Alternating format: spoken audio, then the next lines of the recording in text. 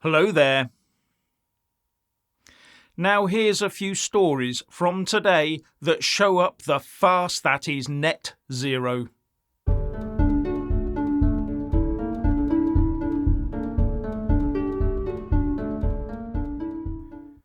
From more green levies, to a failing industry, to the galactic costs to upgrade the national grid, this will have you fuming at the UK government's relentless push for net zero.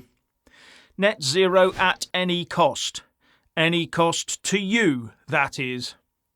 And first on the list is that as our household energy bills go down, Rishi Sunak and Jeremy Hunt have decided to reimpose the green energy levy on our bills as of next month.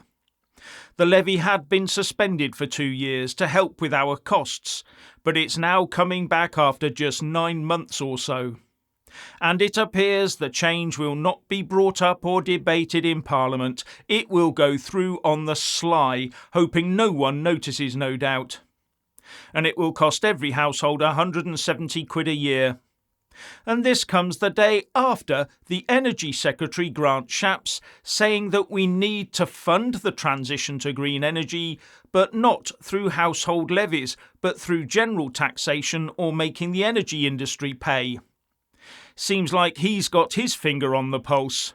Not.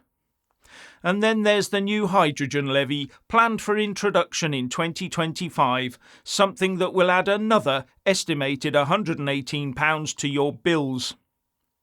And as the rest of the country knows, and Grant Shapps appears not to, it doesn't matter where in the chain you place the costs, it is always the ordinary punter that pays the price, either through higher taxes or through higher costs. Now how about this one? The Telegraph is reporting that a slew of major green energy projects is now under threat because of rising costs. And here was me thinking I'd been told by the net zero zealots that it would quickly get cheaper as we used more of it. And the report says that industry sources are warning that this could tip the green economics of this into negative territory. All down to two things. Rising supply chain costs, not helped by offshoring just about everything to make our carbon footprint look smaller, and to higher energy prices. You could not make that one up. And it gives one example of the renewables part of General Electric's business, which makes the huge Dogger Bank turbines, which has made a loss for 8 straight quarters. That was a £1.7 billion loss last year. And earlier this month, What Logic published a piece saying that it is time to accept that wind farm costs are not falling. And the article said that these costs were rising even before the pandemic and the Ukraine war. Something that indicates these turbines should be a lot more expensive in the first place. So what is the real cost of all this stuff? Sounds to me like we're being fed a bunch of lies about how cheap this stuff is going to be in future. And the Telegraph quotes one industry exec as basically saying that the risks are ginormous for very little reward.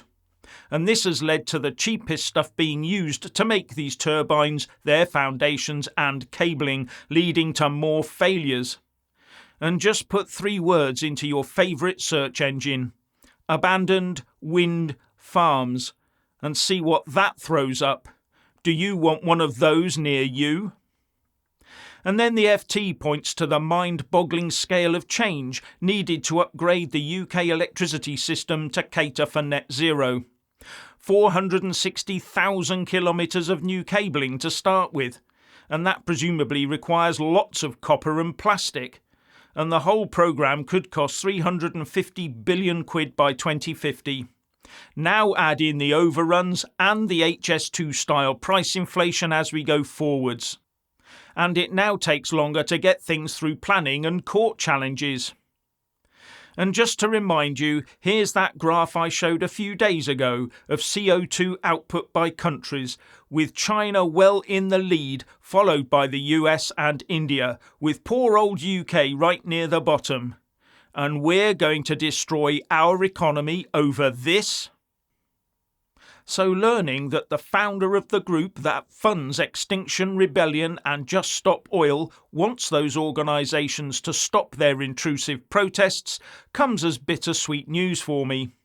Sweet in that if the wealthy California entrepreneur, Trevor Nielsen, can convince those eco-loons to back off, then life for the rest of us will be made a bit easier. But bitter in the fact that it will take some of the energy out of the argument that we are not yet ready to go full on net zero, if ever we can, because net zero will not be negatively pushed in our faces every single day. Now, Nielsen says that at first he wanted those groups to get all commando to raise the profile of net zero, but now he thinks their antics are becoming counterproductive. And I do have a question. Do they have those types of protests in California, or are they purely a California export industry? Anyway, all this wonderful net zero stuff will make our lives easier, cheaper and cleaner, we're told. Looks more like it's going to bankrupt us nationally and personally well before then. And I wonder in whose pockets all that dosh will end up in.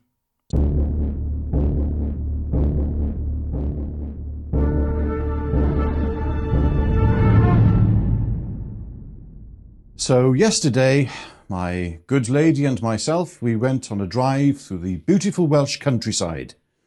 And we ended up in a small little market town that we quite often frequent. And my dear lady, she had this dress, this white dress with these yellow, blue, red and green flowers on. And we got out of the car, we were walking around and we noticed there's a lot of people wearing those colours. That's strange. I wonder what that could be all about. Except I did notice there was like this pink colour and this grey thing as well on what they were wearing, and flags with a very similar sort of colour base. And, I thought, my goodness, darling, you're very well coordinated today. She wasn't very impressed with that. But anyway, as we were going along, we came across some policemen who had these flags on them and attached to their uniform that had these same colours as my dear lady's dress. And I'm thinking, darling, you really are coordinated, even with the policeman today. And she wasn't impressed. But then the policeman, I noticed one gave a flag to a child. And I was like, oh, and they were giving out these flags to children, the policemen were. I thought, oh, well, it's a good job that isn't a political thing to give out flags like that, isn't it?